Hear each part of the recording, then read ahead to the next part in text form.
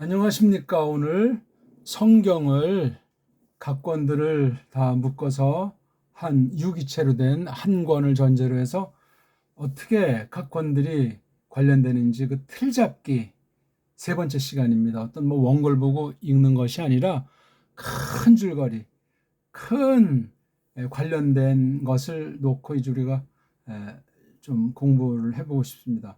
첫 시간은 이제 자기 부인에 대한 거죠. 그것도 물론 그 도틈을 자세히 설명은 안 드렸으나 말씀 앞에 섰을 때 먼저 내가 알아야 될 것이 무엇인가 하는 걸 그렇게 1강에서는 말씀드렸습니다. 2강에서는 성경을 성경으로 푼다. 큰 원칙을 또 거기서 간단히 말을 했어요. 실제 성경 말씀, 기록된 말씀 내용을 통해서 그걸 쭉 이제 우리가 증거해 나가야 하겠습니다. 오늘은 성경 앞에 선, 말씀 앞에 선 모든 사람들이 온갖 번거지들 있지 않습니까? 뭐 세상의 지식, 세상 경험, 시대의 유행 또는 뭐 등등 우리가 부패성이 꽉 차 있기 때문에 그런 것으로 말미암아 형성된 보이든 안 보이든 유무형의 번거지들, 이런 누더기들로 꽉 깔려 있잖아요. 전제가 돼 있단 말이에요. 그것을 벗어라, 그런 얘기예요. 이게 또 만만치 않은 거예요. 특히 원문을 가져갈 때 원문을 좀 안다는 것이 이게 원문 속에 온갖 것들이 들어가 있지 않습니까? 그렇죠? 구약을 잘못하다간 유대학에 빠져서 끝장날 수 있고, 그 다음 신약에 또 하다 이건 헬레니즘으로 그 뒷날 이제 헬레니즘이 로마 영미 세계를 통해서 오늘까지 석권하고 있듯이 그런 것에 또 라틴을 좀 한다. 원문을 놓고 이제 라틴 가지고 한다 할 때 그 역시 로마주의에서 멀지 않는 유혹을 떨치기 만만치 않습니다.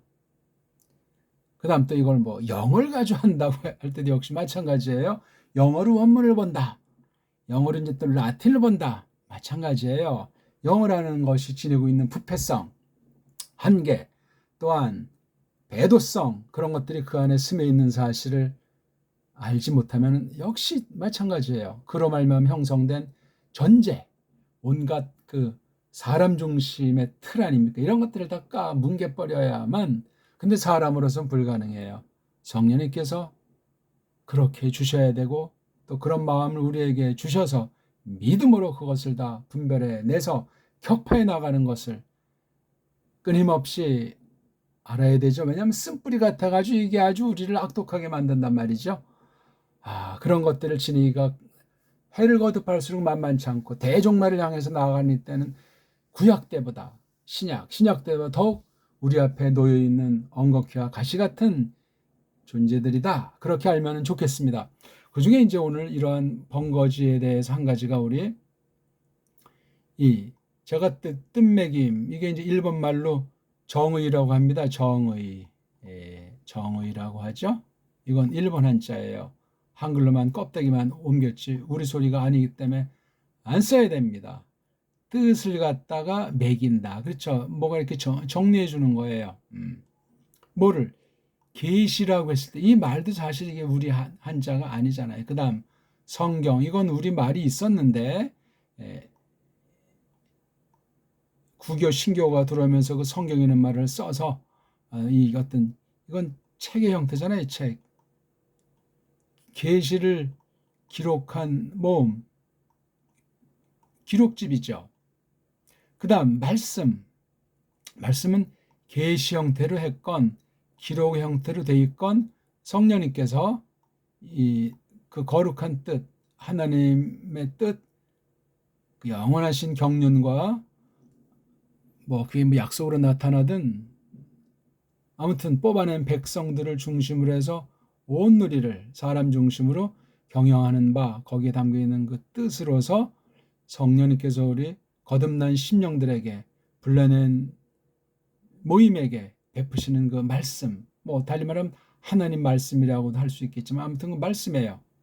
그러니까 계시라는 말과 성경이라는 말씀이라고 우리나라가 보통 이제 이렇게 아는 이런 말씀에 대해서 이걸 잘 관련되는 것과 어떤 차이점, 그다음 이런 말씀에 대한 뜻매김을 정확히 점점 풍성하게, 뭐 한마디로 알 수는 없으니까 풍성하게 알아가면서 우리가 성경 각권에 들어서야 되고, 이것을 이제 정리할 때 온갖 번거지들이 도사린다는 사실을 알고 그것부터 벗어나는 것이 성경 자체를 보고 전체의 큰 흐름, 줄기, 가지, 잔가지, 마침내 이제 뿌리부터 쭉 해서 열매 이르기까지 어떤 틀을 잡는 거예요. 뭐 얼개가 됐든지, 뭐 짜임새가 됐든지, 도틈이 됐든지, 그것이 어떤 교리나 신학의 용어를 빌려서 뭐 표현을 하든지, 특히로 이제 성경 자체를 가지고 원본이 됐든지 역본이 됐든지 어떤 성경을 보든 그렇게 그것을 공부해 나가는 것이 중요하다 하는 것을 먼저 제가 일단 말씀을 드리겠습니다. 자, 우리 일단 또 몸을 좀 이제 우리 영을 속사람을 풀기 위해서 한번 이름을 구약 특별계시를 기록한 문자 이름 전부 다 이른바 닷소리잖아요. 닷소리. 자음이란 말의 자음. 칸소넌인데 칸소넌이라고 하건 뭐 자라고 하건 뭐 자음이라고 하건 이걸 뭐 알파벳이라고 하건 뭐 자모라고 하건 어떻게 말을 했든지 간에 그게 그냥 지나치는 것이 아니고 중요해요. 이 이름은 원래 없고 이 순서도 절대도 아니다. 그럼 이걸 왜 이렇게 이거 이제 서방 어떤 아이들의 속의 생각이 반영돼 있는 거예요. 좋든 나쁘든 그걸 알고나 해야지. 무턱대고 그냥 원어 그름이고 특히 구약에 있는 원어 그름 더 주눅 들어가지고 그냥 벌벌 떨고 내가 지금 똑바른 자한테 똑바른 책한테 배우고 있는 건가? 과연 믿음으로 이렇게 하도록 성령께서 나를 이끄시고 있나? 하는 등등의 것들을 새겨야 하겠습니다. 적을 알아야 되니까. 적이든 아니든 이렇게 해놓은 지난날 딴 데서부터 흘러 들어온 이거 문자를 통해서 들어간다고 할 때 그건 그 뒤에 거대한 문명사가 작게는 시대사가 더 작게는 어떤 그 신학 사상이 이 안에 침투될 수 있습니다. 그걸 우리가 닦아내지 않으면 아무리 성경 중심으로 한다 뭐 성경을 성경으로 해석한다고 방방 떠도 역시 50보 100보에 지나지 않을 수 있음을 아셔야 됩니다. 자, 한번 읽죠. 큰 소리로. 첫 글자부터요. 이름이에요. 이름. 알레프, 베이트, 김멜, 달렛, 해, 바브, 자인, 히트, 히트, 요드, 카프, 라메드, 메임, 눈, 사메크, 아인, 페, 자데이, 코프, 레이슈, 신, 쉰, 탑. 이건 서양 애들이 이제 소리로 걔네들은 받침이 없고 있어도 인식하지 못하고 몇 개밖에 없기 때문에 우리 초성, 중성, 종성 체결된 우리 정음, 훈민정음의 체결 한번 발음을 해보죠. 알렙, 베이, 김멜, 달렛, 해, 밥, 자인, 헷, 헷, 옅, 캅, 라멧, 맴, 눈, 사맥, 아인, 페, 자데, 콥, 레쉬, 신, 쉰, 탑. 예, 그렇게 이제 마무리를 종성자음으로 이렇게 분명하게 또는 뚜렷하게 할수록 우리 손이 이것도 탑인데 탑, 신, 쉰, 레, 이, 쉰데 뭐 렛, 뭐 이렇게 좀 이렇게 할 수도 있겠지만 걔네들이 이해를 못하죠. 그 다음에 콥, 코프인데 콥, 짜대 이제 종성 발음을 인식을 못하니까 모음으로 끝나는 그런 형태 불완전한 거죠. 페 거기에 소리 안 나는 이응자가 있는 거예요. 아인 사맥 큰데 사맥 눈 매임 또는 맴이 맴 라멧 라메드인데 라멧 카프인데 캅 그렇게 이제 발음하는 것도 좋다 하는 겁니다. 그 다음 신약 특별계시를 쓴 기록한 문자입니다. 마찬가지죠. 모음이라고 하지만 모음이 7개밖에 없고 중복되는 애자랑 오자 빼면 5가지밖에 없어요. 이른바 모음 홀소리가 5가지 소리, 어떤 건 하나씩 더 있어서 7개가 된 것뿐이에요. 닷소리도 17개밖에 안 되니까 모음이 압도적으로 없어요. 그래서 만든 게 이제 이중모음이다, 딥동이다고 해가지고 입을 크게 벌리는 걸 앞에 놓고 조그맣게 벌리는 입실론과 이오타를 뒤에 넣어서 9개를 더 만들어서 16개로 닷소리랑 얼충 만들어 놓은 그 인공 기계식 문자다. 기계식 문자가 되면 뭔가 거기에 속에 어떤 그 모색하는 그 흉중이 담겨 있어요. 그게 옳건 그르건 그거 파악해 내야만 합니다. 그리고 이제 헬렌말로 서구가 전체 세상 언어학을 지금도 주름잡고 있다 하기 때문에 아주 여간히 이게 간단한 것이 아닙니다. 또 이 헬렌말투를 가지고 구약 문자까지도 버무린 증거가 있기 때문에, 물론 헬렌말이 여러 말 짬뽕 중에 특히 구약 문자 그 종류들, 그 앞선 때로부터 또 영향받은 것이 헬렌말에도 있다는 사실을 알고 정말 생각을 많이 하셔야 합니다. 자, 역시 이 이름도 인간들이 정해놓은 거예요. 영감받은 것이 아닙니다. 그런 걸 알고 우리 이건 지금 우리 정음으로 제가 이렇게 소리 나는 대로 했으니까 서양들이 이런 소리 표기나 이거 내는 걸 감당을 할 수가 없죠. 알파, 베타, 감마, 델타, 엡실론, 제타, 에타, 네타, 이오타, 카파, 람다, 뮤, 뉘, 그시, 오미크론, 피, 로, 시그마, 타우, 윕실론, 피, 히, 프시, 오메가. 이것에 대한 기초를 공부하고 싶은 분들은 기초 파일 2020년, 2016년 거도 있고 2020년, 2021년, 2022년, 2023년 몇 개 안 되지만 이거를 몇 번이고 완전히 뚫어서 성경 말씀으로 실제 자기가 소리 내고 듣고 그 다음에 이걸 익히면서 그렇게 해야만 합니다. 그게 기초도 아니에요. 아주 기본 바탕을 깔고 있는 거예요. 다 성경 해석할 때 특히 원문관에서 아주 결정탑니다. 거기 만에 하나 제 그릇된 생각이 들어갔나 눈여겨보시면서 살피시고 성령님께서 올바로 써 주십사면서 공부를 하는 것이 마땅하겠습니다. 자, 오늘 이제 우리가 제3강째라고 말씀드렸죠. 3강이에요. 3강.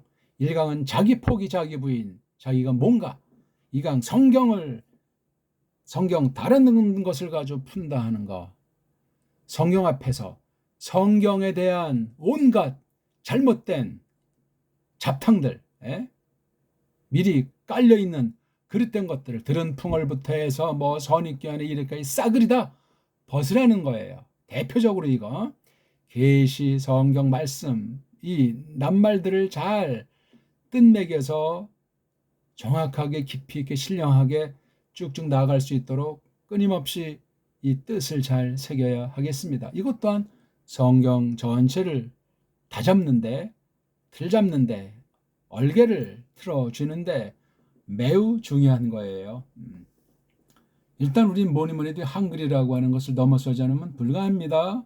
한글 속에 깔려있는 일제주의, 제국주의, 뒤에 있는 그 영미주의 싸그리 다 넘어서야만 합니다. 아무리 좋은 것이 그 안에 있을지라도 그렇습니다. 좋은 건 우리가 이미 뭐 받아서 쓰면 되지만 말입니다. 자, 이게 지금 구약이잖아요. 구약 첫 부분. 이런 걸 딱 볼 때 일단 읽기가 되는 것도 중요한데 읽기를 어떻게 읽냐가 또 이게 중요한 거예요. 어떤 사람은 뭐 읽기 어차피 모음도 없는 거 정확히 아는 사람 없지 않느냐 뭐 이렇게 이제 말하기도 하고 등등 여러 썰들이 있어요.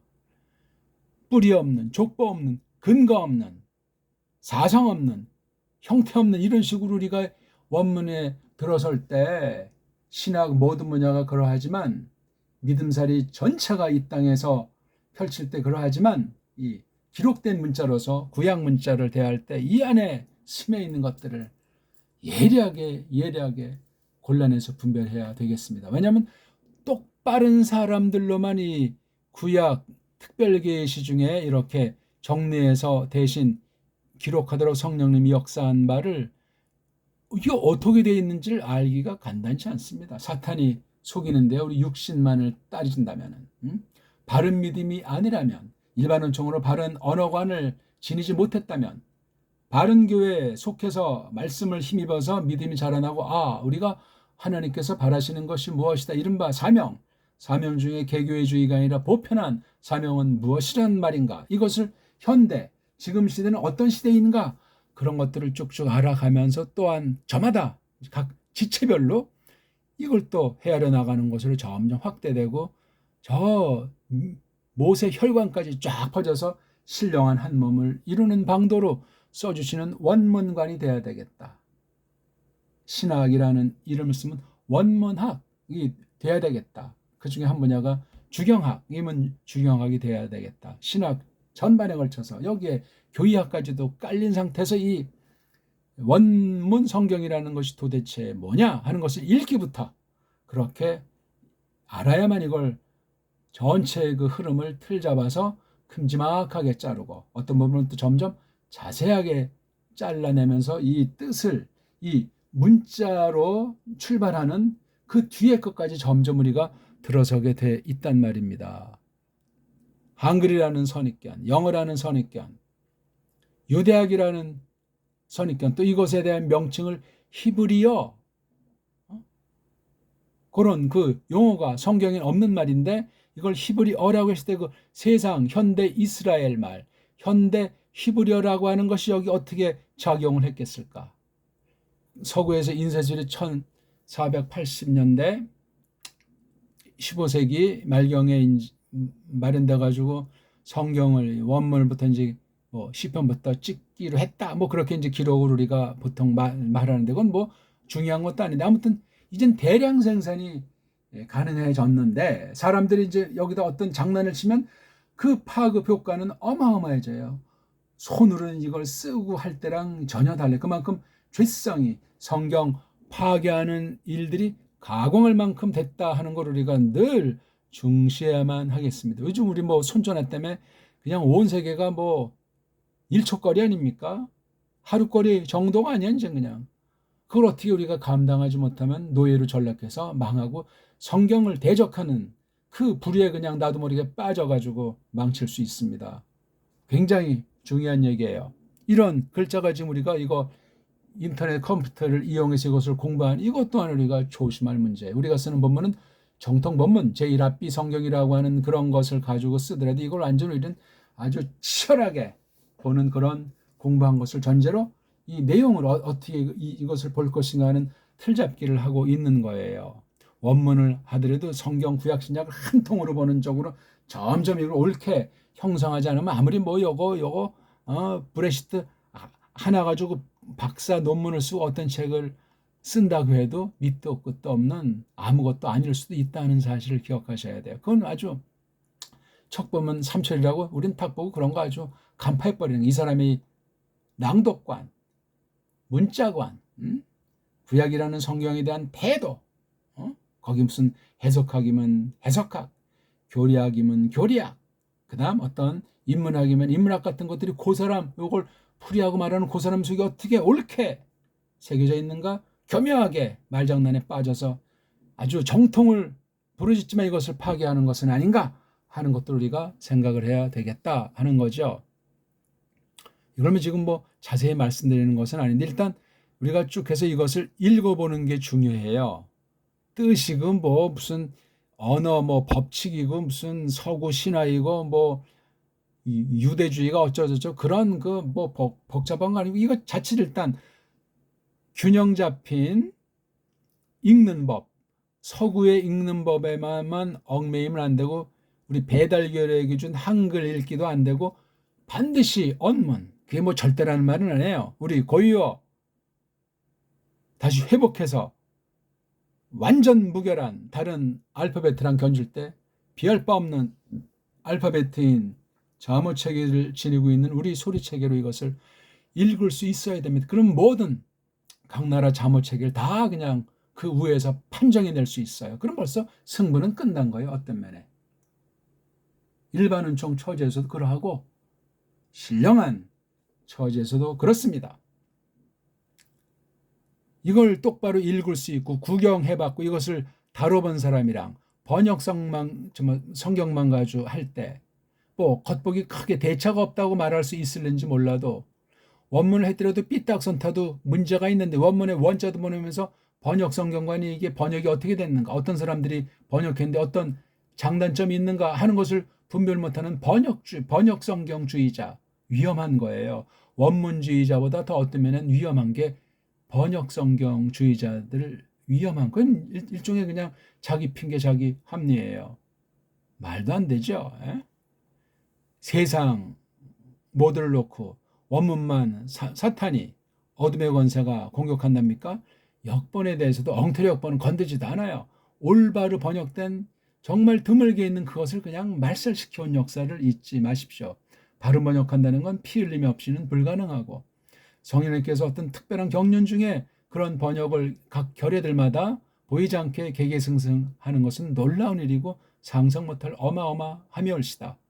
원문주의자로 원문 가지고 방방 뜨는 그런 거랑은 처지랑 형편이 달라요. 성경 번역을 자국어로 결례들 글자들로 옳게 번역하도록 하나님이 주관하신다고 할 땐 대단한 겁니다. 이미 그 속엔 뭐 신학이며 또는 이 번역 성경을 통해서 읽고 하나님께서 이루실 언약의 성취랄까 하는 것들이 다 가득 차 있음을 우리가 아는 것이 중요하겠습니다. 그러니까 딱 볼 때 일단 읽을 때 어떤 번거지냐면 이게 지금 창세기라는 거야. 창세기라는 제목과 창조, 하나님께서 제일 처음에 만드셨지. 요것만 가지고는 말이 안 된다는 얘기예요. 이것도 이미 선입견이에요. 없어야 돼요. 제목 자체가 없는데 이게. 요 창자라는 것도 이게 우리 말이 아니잖아요. 이거. 짱깨도 썼고 쪽발이가 쓰는 그걸 갖다가 그냥 한글만 쓴 거잖아요. 이게 창세기. 그렇게 해가지고. 잘못된 것을 받아들여가지고. 라틴과 영어만 해더라도 게네시스, 제니시스라고 하잖아요. 에? 에.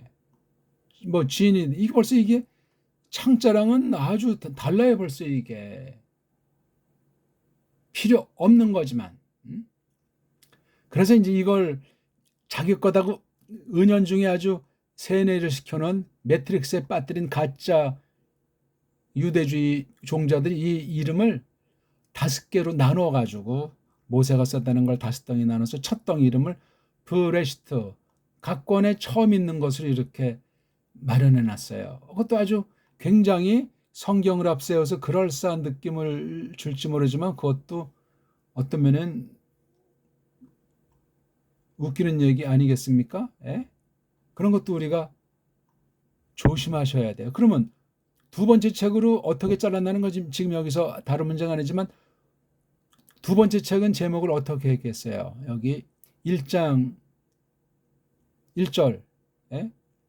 부엘레 슈모트, 뭐 어떤 뭐 편법은 슈모트라고도 하고 또는 부엘레 슈모트, 이것 그리고 이것들이 이름들, 요거 보통 또 부를 빼려고도 하지만 엄밀하게 하려면 부엘레 슈모트가 오리지널이 있는지도 모르죠. 걔네들이 한 것이. 그럼 확인이 되건 안 되건 그렇다는 말입니다.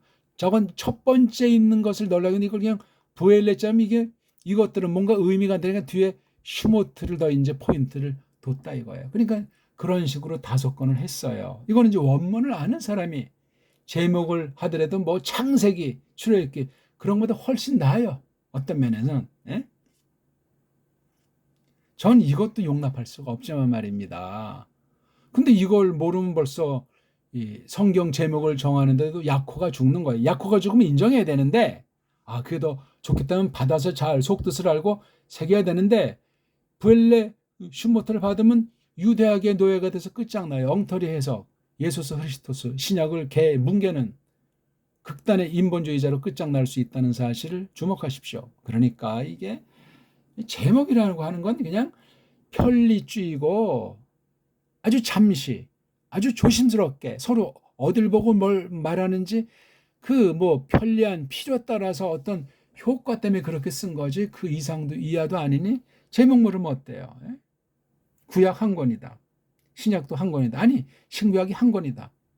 그 개념이, 그런 자세가 중요해요. 성경이 하나하나예요. 또 중간에 어떤 사람은 400년 뭐 500년 어간되는 구약 계시랑 이 사이에 이걸 또 뭐 중간사다 뭐다 이런 말들 하잖아요. 이거 가지고 또 이제 아주 또 깝죽이는 사람이 있잖아요. 관통해 버려야죠. 구약 안에서도 그렇고 신약을 놓고 봐도 그렇고 계시 종결된 뒤 그 역사를 봐도 그렇고 짧게 길게 침묵의 시간, 캄캄한 때가 왜 없었겠습니까? 예?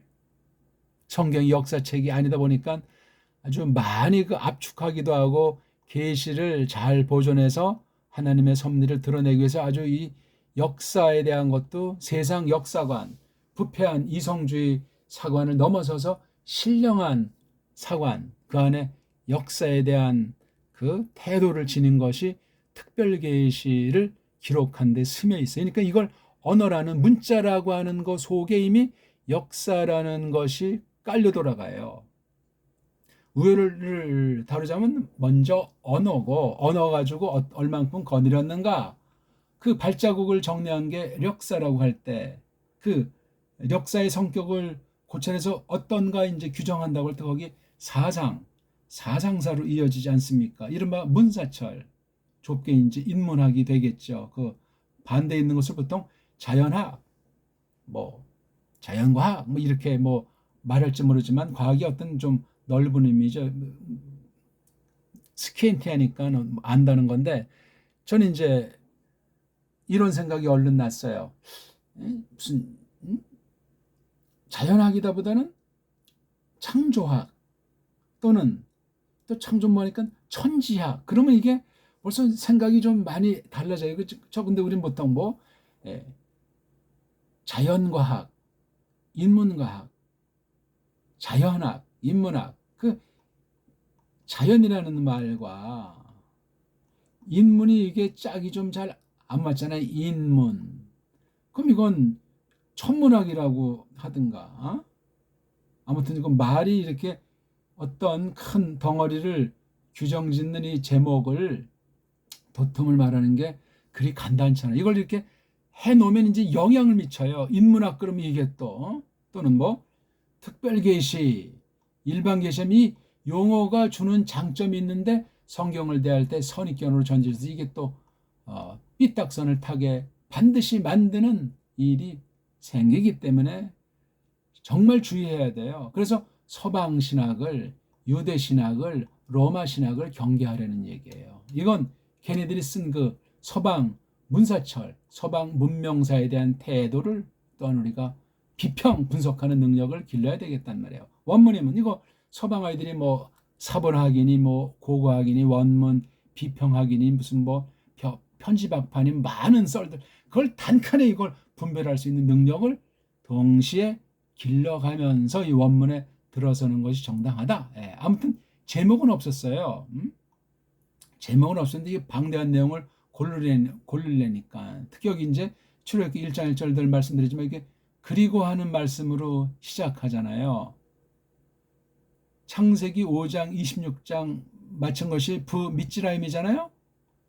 여기 25절과 26절 사이도 그리고 하는 것으로 연결됐듯이 그 다음도 출애굽기 1장 1절도 자연스럽게 부라고 나온 거예요. 창세기랑 출애굽기 1장 사이에 얼마만한 시간이 지났는지 얼마만한 것들이 생략되어 있는지 알 수는 없지만 연결되어 있다니까요. 근데 이게 창세기는 창세기까지만 끝, 출애굽기는 또 출애굽기 엉성한 거예요. 물론 일부 그렇게 말할 수 있을지라도 연결을 끊게 하거나 연결이 끊어지면 둘이 이게 와전해서 돌아갈 수 있으면 성경이 낫건으로 그냥 다 지 주장하다가 끝나는 거예요. 각 권이 각각 따로 보는 것이 아니고 한 권이라는 전체를 늘 계속 깔아가고 깊이 깨닫고 정리해 가면서 각 권을 봐야 이게 연결이 된다니까요. 그러니까 한 권이 나머지 65권을 놓고 한 권을 봐야 된다는 거예요. 구약 보면 구약 앞부분에 첫 번째 덩어리책을 보면 구약 나머지 38권이 껴 돌아가야 된다고요. 지금 때 무슨 몇 권이라는 것도 또 지금 여기서 우리가 다룰 문제는 아니지만 역시 뭐 구약은 39권이다. 신약은 21권. 이것도 이제 각 권을 보는 표현 중에 하나로 우리가 상정할 수 있다면 이것 또한 우리가 크게 조심해야 되겠다 이거. 거기 고정 관련에 빠지면 성경 보는데 아주 한쪽은 뭔가 정리되는데 도움이 될지 모르지만 크게 망할 수 있어요. 망하지. 아니, 우리 지금 성경이라는 말투도 그렇지만 신약이라는 말과 구약이라는 낱말도 누가 그걸 뜻먹여서 깊이 정리해가지고 쓰려고 하고 생각하는 사람들이 얼마나 있겠습니까? 그냥 그랬고 그냥 성경 전서 뭐 구약 신약 막연히 그냥 이런 건 기초니까 다 이미 알아. 아무것도 아니야. No.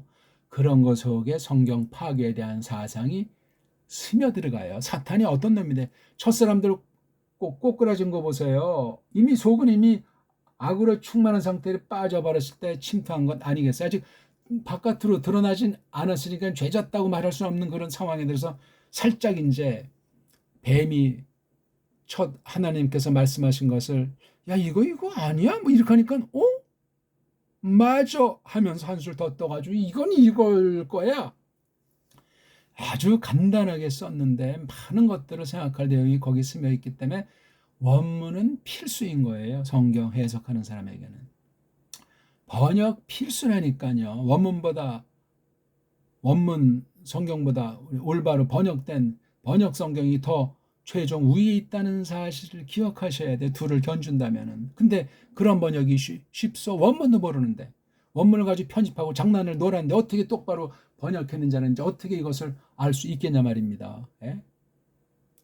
쭉 이제 우리 흘러서 지금 구약 첫 부분을 이제 봤는데 신약을 넘어왔을 때 있잖아요. 이것도 정말 탈도 많고 말도 많은 거죠. 전 이제 먼저 루카스 복음서를 제일 앞에다가 놨잖아요. 이거는 이제 신약인데 루카스 복음을 놨잖아요. 신약이란 말도 그냥 구분하기 위한 다음에 이거 쓰면 안 돼요. 쓰려면 언약이란 말도 똑바로 번역하고 새로운 언약이라는 그 신령한 뜻, 그것에 대한 믿음, 그것에 대한 능력을 힘입으면서 이것을 해야만 하겠다 이거예요. 루카스 이거 벌써 딱 놓으면 의례권 마태복음이 나오는 사람한테는 이게 충격이고 이거 잘못된 거 아니야? 그렇게 말하는 사람이 정말 상당수 되지 않겠습니까? 원문의 원자도 모르고 정통, 교회에 대한 고백도 할 줄 모르는 것들, 한국형 신앙으로. 아니 어떻게 성경을 편집해서 파는데 왜 신약에 누가복음이 먼저 나온대? 아니 누가복음이라는 이름도 없어. 그럼 이거 완전히 이단 서적으로 할 거 아니에요. 그건 그릇된 선생한테 배운 것만이 아니라 그 사람이 성경이 뭔지 지 나름대로 거기 전제가 깔려 있는 거예요. 스스로 자멸할 수 있어요. 그거 고치지 않으면은 말도 안 되는 그 생각, 소견이. 그러니까 완전히 무슨 성경을 놓고 지가 완전히 왕초인 것처럼 그건 필시 하나님 우에 교만하게 서려고 하는 데 빠질 수 있어요. 큰일 납니다. 그러니까 이런 말도 안 되는 고정관념, 성경의 차례가 절대냐고요. 뭐 일부러 막 그냥 흩들어서 이거저거 쑤셔 넣어가지고 편집하자는 건 아니에요. 왜 누가복음을 앞에다가 둬보려고 했나? 이거 다 이게 성경 전체를 틀자는데 굉장히 중요한 거예요. 아니 좋아요. 그러면은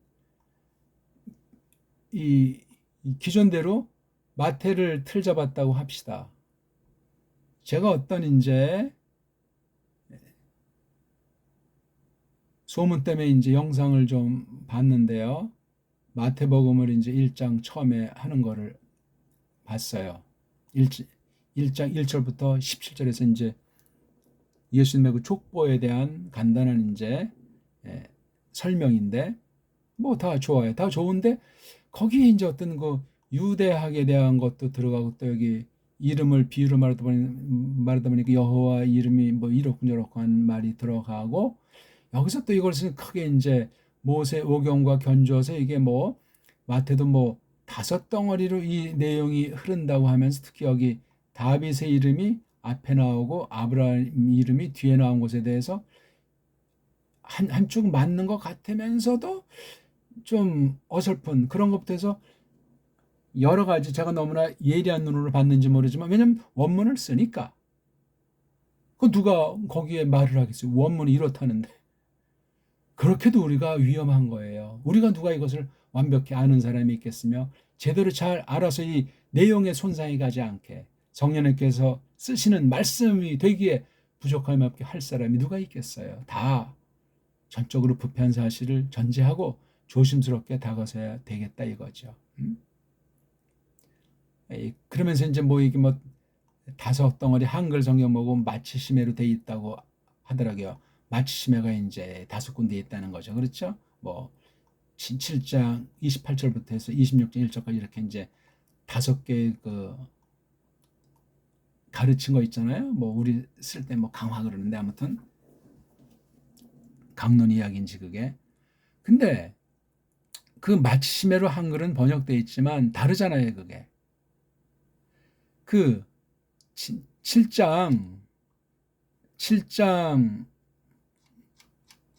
28절에 나오는 거는 그냥 텔레오가 아니고 쉰자가 있잖아요. 쉰 텔레오란 말이에요. 쉰. 근데 나머지 그 4개의 강화는 쉰자가 없어요. 그리고 10장 어딘가에도 테일러자가 한 번 더 쓴 게 있어요. 그런 건 이렇게 한글을 보고 짬뽕해서 이렇게 할 것이 아니고 원문의 쓰임새를 좀 살펴야 되잖아요. 물론 자세히 설명하지 않은 것을 전제로 제가 뭐 신랄하게 말하진 않지만 또 왜 이 말을 했는가 하니 다윗과 아브라함을 딱 하면서 뭐 마태는 이제 그 다윗에 대해서 포인트를 뒀다 하면서 뭐 다윗을 놓고 이제 출애굽의 그 아브라함 뒤에 쭉 넘어가서 출애굽부터 해서 다윗 왕국 해가지고 이제 뭐 포로 전후해서 마태가 그 족보를 통해서 어떤 성격을 했다는 건 뭐 큰 흐름은 언론인지 이해가 될 수도 있는지 모르지만 그 표현하는 낱말이라든가 또는 어떤 그 특수한 그 용어 같은 것들은 정리를 했는지 안 했는지 하는 것 또한 우리가 지금 여기 온갖 번거지들을 벗어라 하니까 제가 누가 뭐 크게 뭐 잘못했다 안 했다 그 말을 하는 것이 아니라 제가 어떤 걸 본 것을 설명하는 거예요.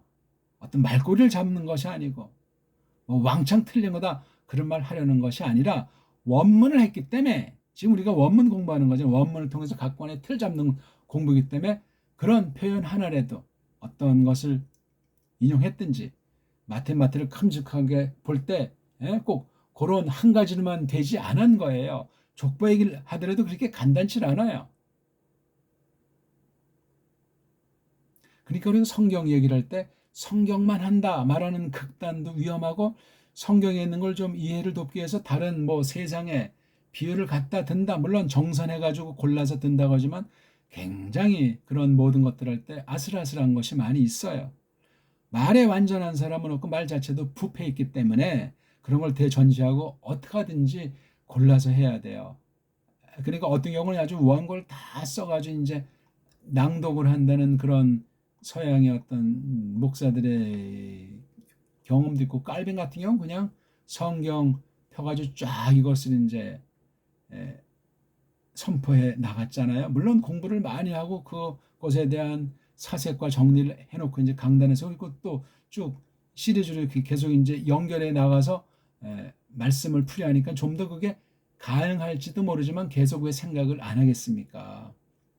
그 작업을 하기 위해서 깔뱅 같은 건 번역도 했고 주석이라고 하는 것도 있고 이런 걸 통해서 그 다음에 쭉 성도들에게 쭉 이어서 성경을 풀이해 나간 거란 말이에요. 여기 이제 이른바 일본 말로 기독교 강요면 강요, 논문이면 논문에서 이 연구가 뒷받침되는 것이 끊임없이 생각되기 때문에 이것을 쭉 이렇게 이어나가는 거예요.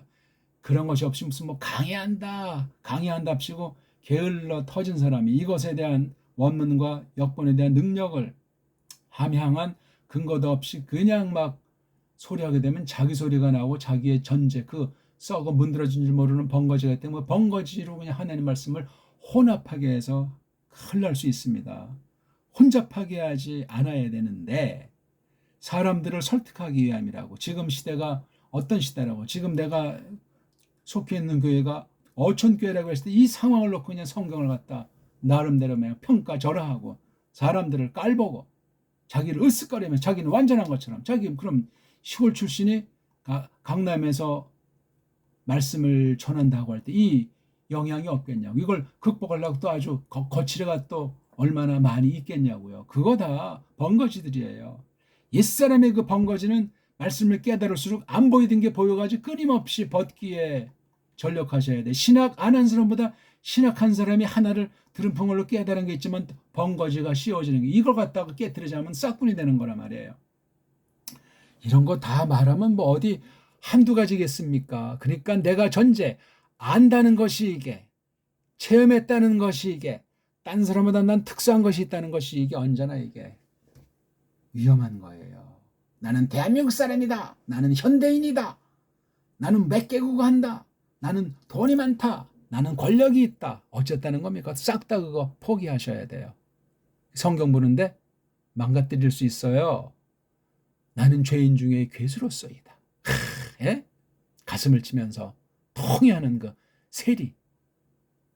기도드릴 때 말이에요. 감히 얼굴 들어서 뭐 하나님의 뭐 나는 어떠합니다. 어떠합니다. 그 바리새인의 기도랑 이제 대비한 말씀이 생각이 납니다만, 그러니까 이것도 우리가 마태복음 비블로스, 게네세오스, 예수, 그리스도, 휘우 다비드, 휘우 아브라함. 에?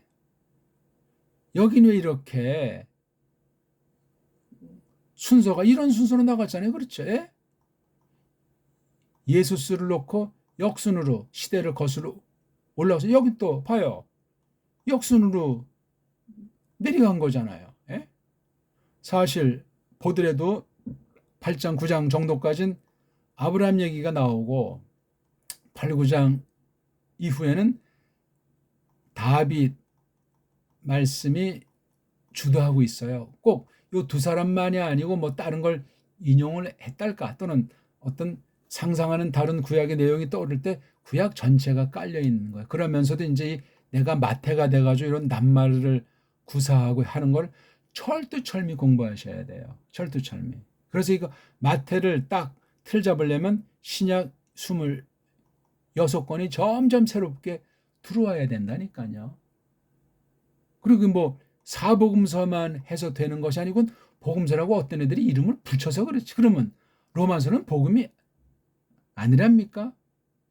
계시록은 복음이 아니에요? 말이 안 되잖아요, 그게.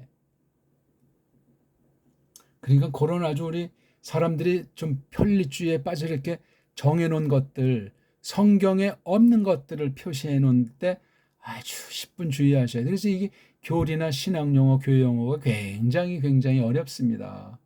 성경 자체도 우리가 이미 최초 원본도 없는 마당에 또 이 지금 원문 성경도 가짜들이, 엉터리들이, 정통 아닌 것들이 편집해 놓은 것이 주를 이루고 있기 때문에 이걸 또 다루는 데서까지 더 완전히 그 매트릭스에 엉터리가 진짜라고 하는 것에 분별 못하고 빠지게 만들기 때문에 헤어나올 장사가 없습니다. 성령님께서 주장하시고 이끄셔야 돼요. 억지로 누구를 어떻게 만들 수도 없고 내가 이걸 뭐 똑바로 하고 싶다고 해서 되는 문제도 아니라니까요. 성령님이 전권으로 주장하신다니까요. 예수 그리스도의 중보 사역을 힘입도록 새로운 생명으로 풍성하게 하기 위해서 말해요.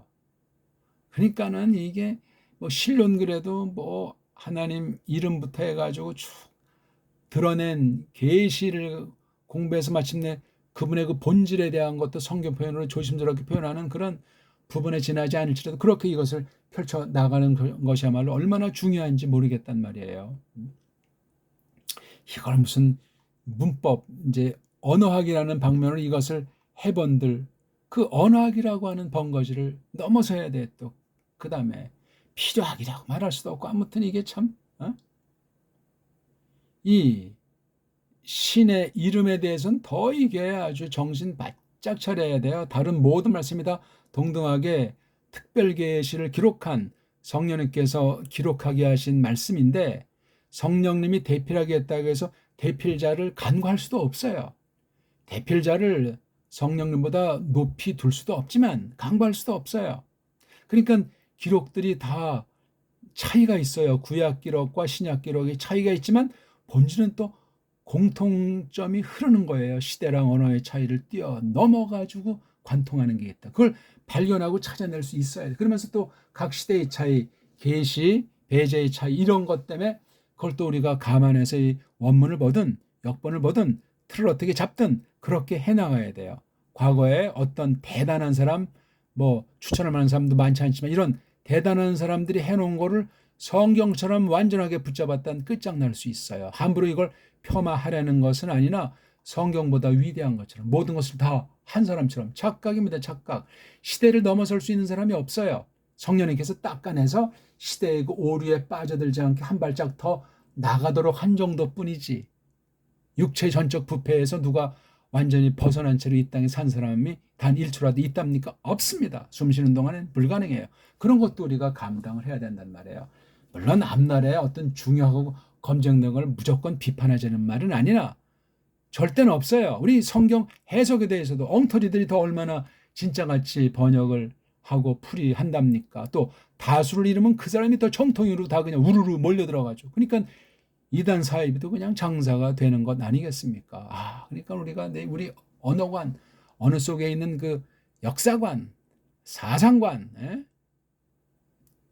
정치, 경제, 사회문화 전반, 식의주의, 뭘 먹냐, 뭘 입냐, 어디 사냐는 이런 전반에까지 걸쳐서 사탄이 한번 침투하고 싶은 그런 모든 것들이 미리 오래전부터 여러 가지 알지 못하는 사이에 아주 그냥 꼼짝 못하게 그렇게 우리를 만들어서 없애려고 할 수도 있다는 사실을 기억하셔야 돼요. 물론 걱정할 필요는 없죠. 하나님께서 뽑아낸 사람 믿음을 지켜주시고 그 믿음을 해서 예수서 그리스도께서 중보사역을 떨치시니 걱정은 없지만, 말로만 확신이 아니라 실제 이 내용을 분별할 수 있는 힘을 길러나가도록 말씀 앞에 가까이 내세운다는 사실 우리가 기억하는 것이 중요하겠습니다. 오늘도 말을 좀 하려고 했지만 또 별로 말을 많이 못했는데요. 우리가 계시글은 뭐냐면 하나님께서 자신을 보여주는 거예요. 자신의 뜻을 이렇게 저렇게 나타내신다니까요. 캄캄한 데 있는 걸 환하게, 그 다음 선명하지 않은 걸 뚜렷하게, 요만큼만 말한 걸 또 더 많이, 이 시대에는 요 사람에게는 그 당시 교회에겐 이렇게 했고 그 다음에 또 이렇게 해서 이어나가도록 하는 방식으로 그것이 해석을 통해서 나타나건 세상만사 경영하는 것을 통해서 섭리의 일들로서 하기도, 그것이 다 그냥 온통이 계시예요. 타락했을지라도 타락한 뒤에는 그런 해를 보고 하나님을 똑바로 알고 믿을 수 없다 손칠지라도 하나님이 주관하시고 즉 섭리하시는 것은 변함이 없어요. 어느 만큼 어떤 경우는 그것도 사탄에게 그냥 네가 해봐라 어디 이렇게 맡겨버리는 경우도 있을지라도 그거 자체까지도 하나님의 손아귀에 있다는 것을 우리가 믿어야 돼. 그러니까 이게 계시라고 했을 때 하나님 백성들에게 이것을 쓸 때, 또는 일반 불신자랑 놓고 다 같이 이것을 쓸 때, 그래서 이걸 구분해 가지고 용어로 자연 계시다, 일반 계시다, 그렇죠, 특별 계시다, 그 용어에 대해서도 그 신학 사상이 성경관이 성경 각권을 틀 잡는 것이 씀입니다. 우린 특별 계시다, 그 다음 일반 계시다, 그 규정 용어, 신학 용어, 교령어는 제한되어 있는 겁니다. 그 시대에 전제가 깔려 있는 거예요. 무조건 그냥 삼일체다면 그것이 다 되는 양 아니에요. 어떤 사람은 그래서 깔뱅이 삼일체가는 좀 다르지 않냐, 문제가 있잖니 이렇게 얼른 말하려고 해요. 루터의 그 삼위일체감보다 비할 수 없이 깊죠. 그리고 어떤 신학이나 말장난에 빠지지 않기 위해서 성경 속에 더 들어가려고 한 게 깔뱅 그 교리관이에요. 성경에 대한 틀잡기가 새로워지는 면에서 기존에 얽매이지 않고 말장난에 빠지지 않으려고 한 게 보기 들어서 깔뱅의 삼일체관이라고요. 루터보다 훨씬 깊고 성경에 가깝게 하려고 했죠. 그 후대 개혁신학은 아니에요. 다른 면들이 있으니 조심해야 되겠단 말이에요. 그러니까 장성과 발전이 아니라고 저는 선언하는 거예요. 찾으려면 없지는 않을지라도 깔뱅이 갖고 있는 공명정대한 검증된 그 기본 틀을 그대로 온전히 다 계승하지를 못했다 하는 게 개혁신학에 대한 거예요. 어떤 사람도 무슨 후기 개혁신학에서 현대 개혁신학 그렇게 말하기도 하는데 아무튼 다 그런 그런 것들이 저는 이제 셈이라고 저는 붙여요. 셈이. 뭐 셈이 칼빈주의다. 뭐 짝퉁 개혁신학이다. 그런 것들이 이제 원리를 가지고 하이퍼 칼빈이즘이 그런 말을 함부로 쓰는 거예요. 휘페르 칼빈주의, 하이퍼 말도 안 되는 말장난들에 지나지 않는 거예요. 필시 그런 말도 안 되는 걸 가지고 이러쿵저러쿵 하는 자들의 그 언어과는 뜻맥인과는 앵무새에 지나지 않는 경우들이 대부분이에요. 그냥 들은 풍월대로 외국 위주로 4대주의에 그건 다 세상주의가 될 수 있단 말이에요. 욕심주의란 말입니다. 계시란 말은 알죠? 그렇죠? 예. 계시라는 말을 크게 쓰면 이거 성경과 말씀을 다 함의할 수 있어요. 근데 계시는 계시로서 본연의 자리가 있으니까. 자, 그 무한한 그 계시 중에서 딱 간추려서 어느 만큼 기록, 구약 문자랑 신약 문자로 기록하게 한 것이 바로 이게 성경이에요. 성경. 쓰다. 쓴 것, 기록한 것, 그린 것. 이것도 하나님의 뜻이죠. 계시. 이것도 하나님의 뜻이. 이것도 말씀도 하나님의 뜻이에요. 말씀 그럼 계시도 말씀이고 성경도 말씀이고 이건 좀 특별하게 구약의 가라사대 신약 예수께서 이르시되 그렇게 직접 이렇게 표현한 것도 있고 일꾼들을 통해서 말라크 불임을 한글식으로 말하면 전세라든가 또는 사탄도 말했다는 식으로 사야말로 이렇게 쓴 것도 있고 성령님께서 또 이렇게 했다고 돼 있고 또 예수스 그리스도께서 주의 말씀이다 이런 것도 있기 때문에 이건 하나님의 뜻을 드러내는 어떤 면은 좀 현실이라고 할까 실제라고 할까 이 두 개를 갖다가 깔고 이걸 어떻게 그때그때 그 시대 하나님께서 강단의 말씀을 개개승승하면서 이루어 가시는 그런 면에서 이게 말씀이라는 걸로 쓸 수 있어요. 물론 우리말투라면 말과 말씀에 대한 분석도 해야 되지만 지금 그런 걸 자세히 말하는 것은 아니고 뜻매기만 간단히 했어요. 그러니까 어떤 직접 만나서 말하는 경우도 있잖아요. 그렇죠? 근데 꼭 그런 건 아니에요. 계시의 여러 형태가 있다고 히브리서 1장 1절에 잘 말씀을 해 주셨고 이것이 기록된 것도 있잖아요. 이건 예수께서도 신약 경험해 볼 때 기록된 바 하는 말씀은 이미 구약에 기록된 계시를 말하지 구약 계시 기록되지 않았을 때 그 계시관을 말하는 것이 아니고 기록된 것을 전제. 그러니까 모세 오경이 이제 그 전에도 물론 기록으로 이어져 왔는지 우리가 뭐라고 말할 수는 없지만 있다고 쳤을 때 이미 계승이 안 됐든지 또는 계승이 돼 있을지라도 출애굽 이후에 기록한 것의 효시로 생각하는데 이것도 지금 오늘날 없어요. 그렇죠? 율법책이 없어진 적도 있지만 그다음 주께서 바벨론 포력이랑 그 이후에 기록된 것을 우리의 지금 기록에 가장 가까운 것을 보는데 이것도 없는 거야. 그럼 이게 언제 기록이 이루어졌냐고 할 때 이제 AD 몇 년이라는 이제 문제가 또 봉착하는 거예요. 지금 이건 정경론과 기록론 이제 어떤 깊이 있게 들어가는 때는 아니니까 이런 걸 우리가 똑바로 안다고 치고 계시라는 것에 그런 성격 그다음에 성경 다 이게 믿는 사람에게 교회 즉 교회의 머리가 예수 그리스도인데 거기에 속한 사람들에게 해당하는 표현들이니까 성경은 어떤 기록한 거예요. 계시 중에 꼭 필수 충분한 것을 명료하게 아주 온전하게 흠이 없이 기록한 거예요. 이거 성령님 사역이라고 하지 않습니까? 숨을 불러 넣으셔가지고 사람에게 작용해서 기록을 했기 때문에 아주 놀라운 거예요. 원본은 없어요. 그러니까 오늘날은 그 원본이라 했을 때 이거 장난 놓은 것들이 자유주의자들이 100% 석권했으니 조심스럽게 공부하셔야 되고 이것에 대한 번역은 또 역시 말할 수 없이 원본들이 다 그 모양 그 꼴이기 때문에 번역에 대한 관심도 없고 엉터리 번역이 거의가 다 주름 잡고 있으니까 너무나 기록된 성경은 기록된 말씀은 심각해요. 이걸 이제 풀이하는 거잖아요. 오늘날은 성령님께서 가르치는 은사, 풀이하는 은사 준 사람들이 모임 가운데서 에클레시아를 증거하고 성령님께서 말씀으로 교회를 세운다는 것을 놓고 심부름꾼으로 사람을 세워서 풀이하게 하잖아요. 풀이에 공부하기도 하고 어떤 성경 선포 형식도 있고 여러 가지로 아무튼 도를 이제 힘입고 나타내게 하시잖아요. 이 말씀 이것도 참 주의해야 돼요. 말씀을 똑바로 쓸 때만 이것이 말씀이다.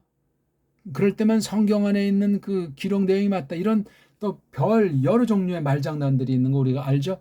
그것들은 우리가 크게 조심을 하셔야 되겠다 이거예요. 그러니까 아무 사람한테 가서나 듣는다거나 아무 책이나 함부로 본다든가 이 번거지가 확인이 안 된 건 다 벗고 진짜 성경 보는 눈, 성경 해석하는 도구, 그걸 이제 성령님께서 우리 안에 넣어주시는 거예요. 그걸 해서 이제 필요한 게 일반 상식들 있잖아요. 일반 은총에 대한 태도, 언어면 언어, 역사면 역사, 사상은 사상이라고 하는 것을 잘 지녀야 되는데 서구를 통해서 먼저 선점했기 때문에 걔네들 통해서 알아야 되는 거 정말 조심해야 되며 궁극은 그 뒷날 다른 결에 다른 시대 사람이 자기네 나라 말로 자기네 나라 일반 은총을 또한 동시에 다 잘 연마해가지고 먼저 있는 교회 서방을 통해서 온 것들을 잘 판단해가지고 하나님 말씀으로 받았을 때 이게 이른바 은혜의 방도로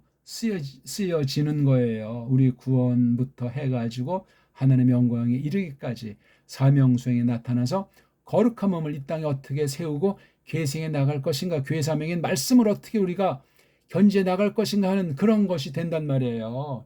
주먹구구식으로 대충 그냥 뭐 얼마 부리는 식으로 되지가 않습니다. 한국 같은 경우는 지금 한글주의인데 원투원천 이거 가지고는 국물도 없어요. 서방신학 꿰뚫어 나갈 장사가 없어요. 그러니까 유학 좀 했다는 사람 한글을 잘 모르고 뭐 보기 들어 영어를 쓴다는데 영어를 얼마나 한다고. 예? 문제가 참 심각한 거예요. 이게 오늘날. 근본 문제예요. 근본. 그러니까 신학교 무슨 뭐 며칠 다녔다 뭐 신학 한 10년 했다고 알기는 뭐하러요. 예? 자기네 나라도 모르고 딴 나라는 더 이상 알기 어려울 뿐더러 자기 자신까지도 뭘 알아야 뭐 벗어버릴 것 아니에요. 자기를 부인할 것 아닙니까. 근본 믿음의 문제예요. 정말 내가 하나님의 은혜로 거듭났는가, 새로운 사람인가, 그리스도스랑 관계가 어떠한지를 정말 비로소 처음으로 신비한 일체를 이룬 사실을 깨닫게 해 주시는가. 그래서 그 외형으로 드러내는 거는 내 신앙 고백이지 않습니까? 믿음을 어떻게 털어내서 어떤 모임에 속하도록 하신 교회인가 하는 게 너무나 중요한 거예요. 기본으로 그것을 우리가 틀 잡는 것도 중요하고 계속 그 틀이 바른 틀인가, 또 그 틀을 계속 단단하게 정말 추려 나가고 있는가, 전체 한 몸에 속한 한 지체로서 말입니다. 지금 때를 어떤 때인가 때를 값주고 사는 건 뭐 물론 더 이상 말할 나위도 없고 등등 이 많은 것들을 새기면서 성경 각 권에 대해서 틀 잡기를 하셔야 돼요. 엉뚱하게 잡으면 이단 사이비로 빠지죠. 그렇죠. 또 엉터리 성경 해석 공식을 만들어 놓으면 마태복음은 뭐다?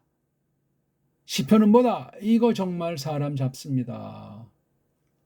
그런데 대개 소문나고 날뛰는 건 현대는 자유주의 신학자들이 사람의 이성, 부패한 이성을 딱 꼬드기기 위해서 그럴싸한 말로 양다리로 하나님께 세상을 겸해 섬기려고 하는 그런 자들을 부추기는 그런 거짓소리들로 가득 차 있다 하는 것을 알면은 최소 빗나가지는 않을 겁니다. 조심, 또 조심. 확신 가지고 하려는 믿음으로 하지 않으면 하나님의 영광을 흐려요. 범죄를 한단 말입니다. 나에게 어떤 종류의 번거지들, 성경을 그릇되이 대한 번거지들이 있는가? 그릇되이 해석할, 빗나간 믿음을 이끌 번거지들이 있는가? 있으면 당장 이거 버려야 돼요. 이걸 어떻게 할 겁니까? 말씀을 듣게 하셔야 알기 시작하고 분별력, 잣대를 줘야. 지금 이 동영상 시청할 때가 갈림길이에요. 분기점이란 말입니다. 정말 내가 갓 태어난 깐난쟁이다 하는 심정으로 정말 순전하고 신령한 젖을 사모하는 깐난쟁이라는 걸 정말 철두철미 거쳐야 하며 먼저 앞서간 성도들, 바른 교회에 속했다고 했을 때 그 성도들과 사귐이 그야말로 중요한 것이고 선포하는 말씀에 참여해서 말씀이 그런가 해서 이걸 또 확인하는 작업이 너무나 중요해요. 그렇다고 해서 지식주의로 쏠리는 것 또한 경계를 해야 하며 무식주의도 안 되지만 오늘 아무튼 이 계시 성경 말씀이라는 거 아주 조금 설명드려 봤고 우리 속에 있는 온갖 번거지들 좀 안다, 좀 경험했다. 내가 4대, 5대 신앙 집안에 다 말도 안 되는 소리예요. 근본에 돌아가서 완전히 그냥 하나님께서 말씀으로 나를 벌거벗겨 놓고 주제 파악하도록, 그래야 하나님을 똑바로 알기 시작해요. 기독교가 1장 초대에 나오는 거잖아요. 널 모르면 하나님 모른다. 하나님 모르면 널 모른다. 멋들어진 말씀으로 시작해. 그거 하나만 깊이 깨달으면 지금 기독교 강의는 쉬운 기록이에요. 쉬운 기록. 성경을 어떻게 볼 것인가? 성경 길잡이예요. 뭐 흠행 거 가지고 이 말 저 말들 하는데 성경 보는 법이에요. 성경 해석하는 원리예요. 그게 그렇게 탁월하다는 겁니다. 자기가 자기에게 고백 형식으로 성경관을 그렇게 풀어놓은 거예요. 물론 20년 이상 계속 손보고 했지만 거기 뭐 하나 더하고 뺀 것이 없어요. 이 땅에 있는 교회가 하나님 말씀 어떻게 받을 것인가, 받은 말씀을 가지고 어떻게 증거해 나갈 것인가는 그런 얘기를 쓴 거예요. 성경에서 성경으로. 네, 오늘은 어땠습니까? 뭐 아무튼 큰 틀로 일단 지금 계속 하면서 이제 각권을 또 큼지막하게 잡아보기도 하고 구약 신약을 잡아보기도 하고 구약 안을 또 몇 덩어리 한 걸 쭉쭉 설명을 해보고 싶습니다. 아무튼 모든 답은 성경에 있으니 제가 한 모든 표현들을 성경에서 그 답을 잡아가지고 더 풍성한 깨달음으로 나가시길 바라겠습니다. 고맙습니다.